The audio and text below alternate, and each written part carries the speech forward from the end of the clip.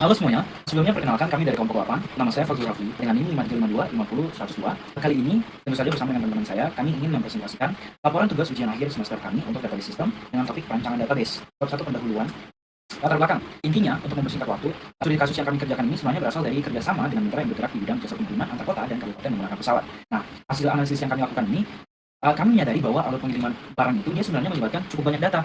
Masalahnya, seluruh proses tersebut itu dia belum ditunjang oleh sistem basis data yang terintegrasi. Oleh karena itu, kelompok kami berniat merancang sebuah sistem basis data sebagai fondasi untuk sistem logistik pengiriman dengan tujuan adalah untuk memetakan dan menghubungkan semua data yang terlibat dalam kegiatan operasional perusahaan. Lalu ada tujuan perancangan sistem. Oke, kita punya kurang lebih 6 tujuan utama perancangan database pada mitra yang kami pilih. Satu, yaitu untuk membangun sistem penyimpanan data yang terstruktur dan terintegrasi dengan database. Dua, agar semua data. Tiga, mengurangi risiko kesalahan dan duplikasi data. Empat, mempermudah proses pelaporan dan pengambilan keputusan. Lima, meningkatkan keamanan dan keandalan data. Dan yang terakhir, itu untuk mendukung pengembangan sistem informasi yang lebih luas. Oke, lanjut, kita punya mitra. Mitra yang kami pilih itu adalah NNM Station, sebuah home base jasa pengiriman yang berpusat di Pademangan, Jakarta Utara, tepatnya di Jalan Pademangan Raya 3, Gang 9, nomor 33C, Pademangan Timur. Seperti yang sudah disebutkan tadi, NNM ini dia menyediakan layanan pengiriman barang antar kota dan kabupaten dengan jalur udara. Pelanggan utamanya itu dia merupakan masyarakat umum maupun pebisnis kecil yang ingin mengirimkan barang dalam waktu cepat dengan harga terjangkau, terutama ke wilayah yang sulit dijangkau dengan harga pengiriman tinggi. Oke, desain basis data konseptual bagian 2. Di sini seperti yang bisa dilihat, kita punya 5 entitas. Pertama, kita punya branch yang berfungsi untuk menyimpan data cabang-cabang perusahaan yang beroperasional di wilayah tertentu. Terus, entitas kedua, kita punya staff yang berisi data karyawan yang bekerja di cabang-cabang tersebut. Tiga, kita punya klien yang menyimpan informasi pelanggan atau klien yang menggunakan jasa pengiriman.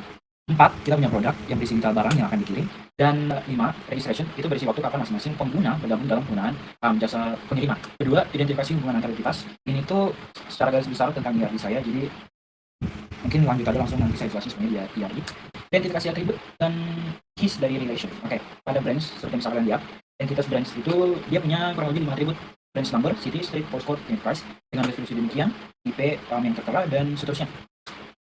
Lanjut, kita punya entitas staff dengan atribut demikian, deskripsi seperti itu dan tipe sesuai yang tertera dan seterusnya.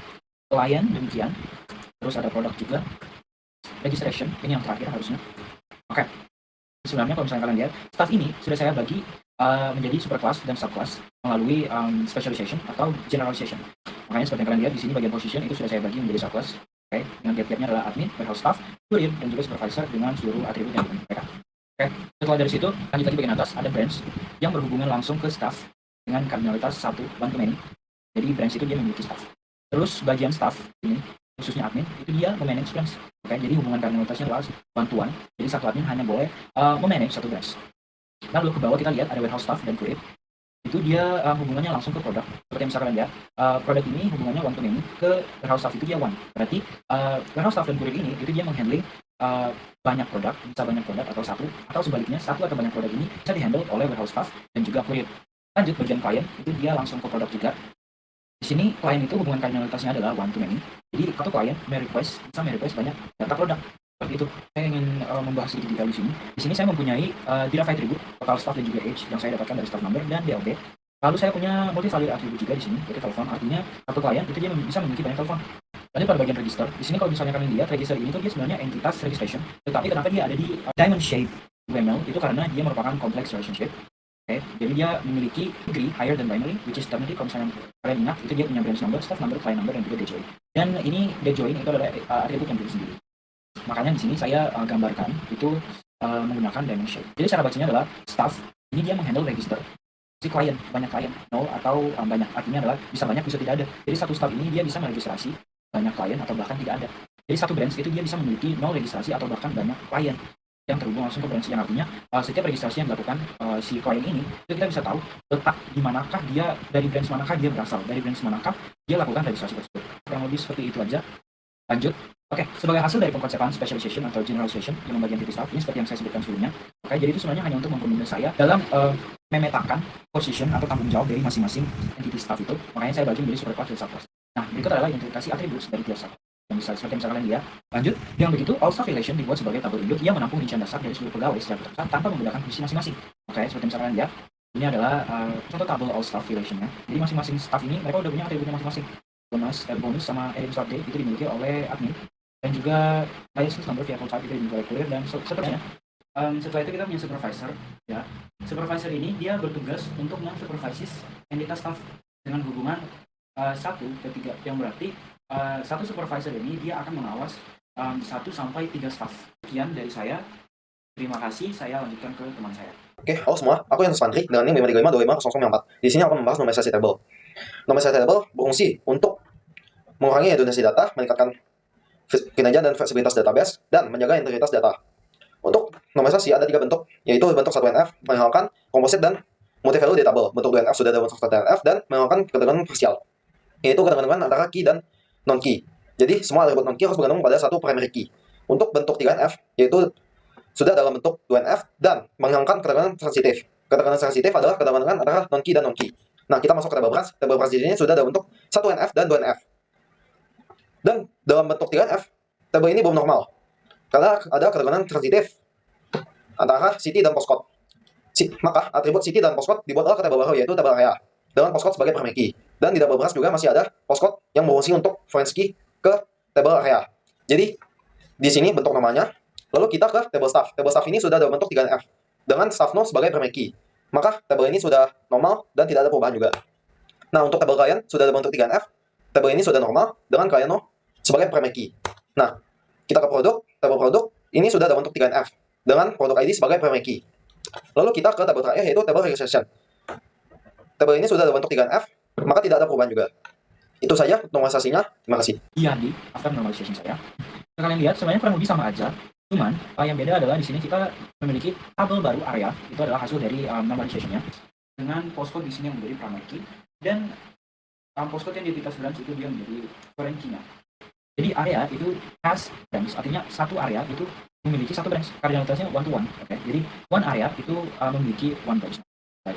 Oh semua, aku yang Sandri di sini akan membahas data definition language. Yang ada dalam 4 panjangan physical. Yang pertama ada create table. Create table berfungsi untuk membuat table baru. Ada 7 table, yaitu table branch, table area, table staff, table client, table product, table registration, dan table staff yang memiliki atribut dengan tipenya masing-masing.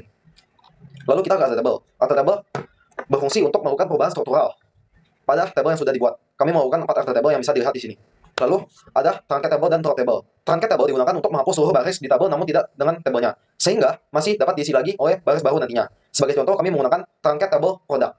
Lalu ada drop table digunakan untuk menghapus table beserta struktur, data, constraint, dan semua yang ada di dalamnya. Sebagai contoh, kami menggunakan drop table product. Perkenalkan, nama saya William Ricci dengan NIM 535250075. Sekarang saya ingin membahas tentang DML dan transaksi pada aplikasi dan juga tabel. Berikut ini adalah kode SQL untuk melakukan insert pada tabel-tabel berikut. Untuk tabel branch dan tabel area. Berikutnya untuk tabel staff, lalu untuk tabel client, lalu untuk tabel produk, tabel registration, dan juga tabel all staff. Berikutnya kita ingin melihat output masing-masing tabel dengan cara melakukan query sederhana, yaitu select bintang from nama tabel yang diinginkan. Berikut ini untuk tabel branch, tabel area, tabel staff, tabel client, tabel produk, tabel registration, dan juga tabel all staff. Selanjutnya kita ingin melakukan select. Kita ingin menampilkan daftar semua kode cabang beserta alamatnya. Ingin melihat kode pos untuk cabang di daerah kayak mana. Berikutnya ingin mengetahui nama lengkap semua staff yang menjabat sebagai supervisor. Lalu ingin menampilkan nomor klien dan nomor telepon untuk klien dan yang memiliki nama depan Bella. Ingin melihat daftar semua ID produk untuk berjenis dokumen. Dan ingin mengetahui semua nomor klien yang melakukan registrasi pada tanggal 1 Januari 2024 atau setelahnya. Berikutnya ada update dan delete. Update untuk memperbaharui data di tabel. Contohnya ingin memperbaharui skor evaluasi oleh nomor staff FK000 menjadi 82. Delete untuk menghapus baris pada tabel yang diinginkan. Contohnya ingin menghapus data produk dengan nomor produk P060. Berikutnya itu transaksi pada tabel. Ingin melihat kode cabang dan gaji staff tertinggi di masing-masing cabang. Berikutnya ingin menampilkan nama lengkap staff yang memiliki gaji di atas rata-rata cabang mereka masing-masing. Ingin melihat semua jenis barang dan total dari masing-masing jenisnya. Ingin melihat jumlah berat barang terkecil, terbesar, rata-rata, dan juga berat seluruhnya. Berikutnya transaksi pada aplikasi. Yang pertama itu membuat chart. Kita bisa membuat chart dengan cara kita melakukan drag chart ini ke dalam tempat yang kita ingin taruh. Berikutnya pilih lokasi, lokal database, dan tipenya SQL query. Lalu masukkan SQL query-nya, kemudian pilih label dan juga value-nya sesuai dengan kebutuhan. Berikut ini adalah tabel.